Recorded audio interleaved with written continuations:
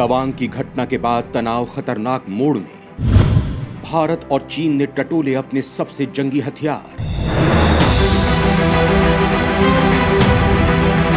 ताकतवर होने के बाद भी भारत से क्यों डर जाता है चीन? एलएसी पर भारत किस तरह से चीन को रातों रात हरा देगा?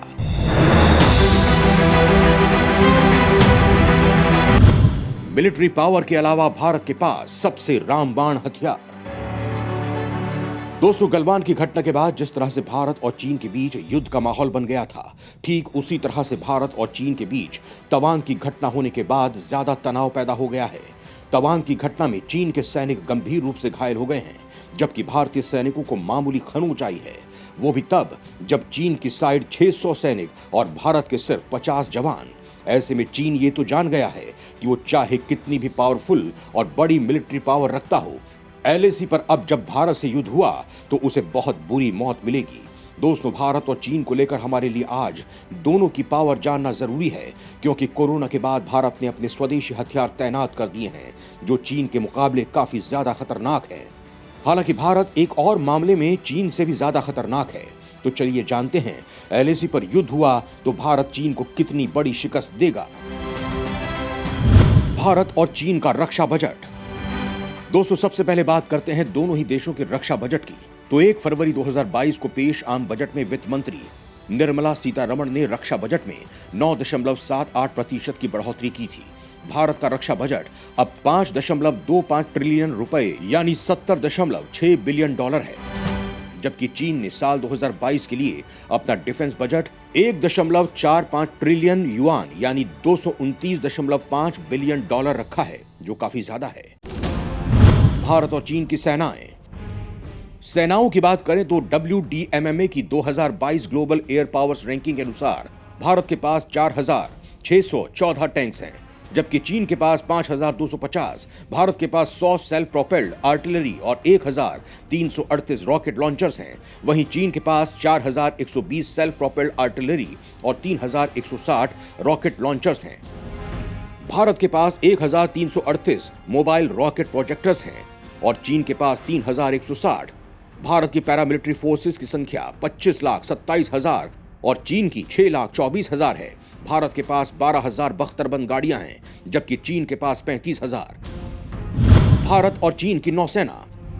भारत और चीन के बीच समंदर में भी आगे निकलने की दौड़ जारी है। भारत के पास 2 एयरक्राफ्ट कैरियर हैं, जबकि चीन के पास 3 हैं।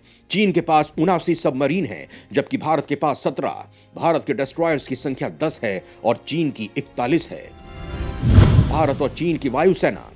भारत के पास 564 लड़ाकू विमान हैं और चीन के पास 1,200। कुल एयरक्राफ्ट भारत के पास हैं 2,182, जबकि चीन के पास 3,285। भारत के पास 805 हेलीकॉप्टर्स हैं और चीन के पास 916। चीन के पास 281 अटैक हेलीकॉप्टर्स हैं, वहीं भारत के पास 37। हालांकि भारत के फाइटर जेट ज्यादा ऊंचाई तक उड़ने और अधिक देर तक उड़ने में चीन से ज्यादा सक्षम हैं। भारत और चीन की मिसाइलों की बात करें तो भारत के पास 160 न्यूक्लियर वॉरहेड्स हैं और चीन के पास 250 से 350।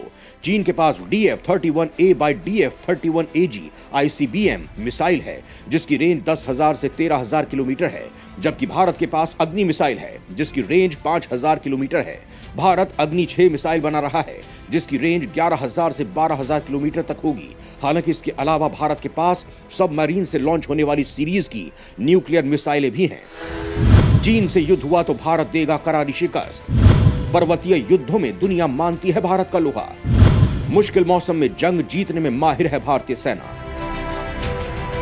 आपने देखा कि चीन सैन्य हथियारों में भारत से थोड़ा आगे है, लेकिन दोस्तों, युद्ध हथियारों से नहीं जीते जाते, युद्ध रणनीति से जीते जाते हैं और भारतीय पर्वतीय युद्धों में सबसे अनुभवी सैनिक रखता है और चीन भी इस बात को मानता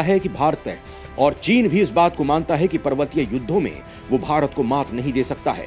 बुलंद हौसलों के दम पर भारतीय सेना निष्ठुर मौसम और बर्फीली हवाओं के बीच विश्व के उच्चतम युद्ध स्तरों में चोटी पर बैठे दुश्मन को वहीं दफन कर देने की कला में पारंगत हो चुकी है। पूर्वी लद्दाख के गलवान में विकट हालात में डटे हमारे जवान उच्च पर्वतीय इलाकों की चुनौतियों के बीच हर दुश्मन को मात देने में सक्षम हैं।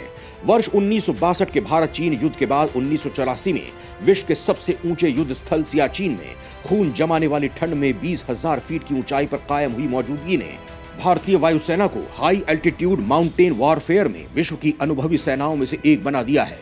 इस अनुभव का प्रदर्शन सेना ने वर्ष 1999 के कारगिल युद्ध में कर दिखाया था और चोटी पर बैठे पाकिस्तानी सैनिकों को दुर्गम चढ़ाई पर ढेर कर दिया था।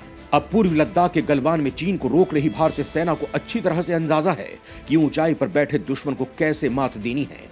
चीन से लेकर अमेरिका तक भारतीय सेना के बारे में कमेंट कर चुके हैं कि दुनिया में ऐसा कोई देश नहीं है जो पर्वतीय इलाकों की चुनौती और मुश्किल मौसम में भारत का मुकाबला कर पाए।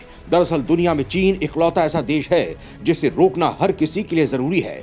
अमेरिका से लेकर ब्रिटेन, फ्रांस और ऑस्ट्रेलिया जैसे देश इस बात को बखूबी समझते हैं। अपनी विस्तारवाद नीति के तहत चीन ने कई देशों की सीमाओं पर दावा किया है।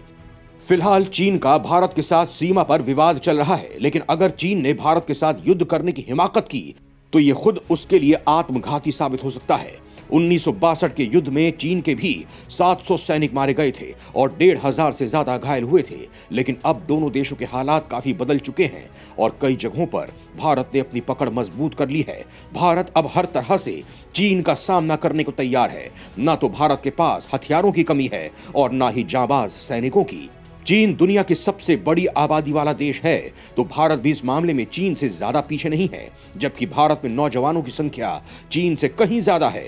वर्कफोर्स के मामले में भारत दुनिया का पहला देश है।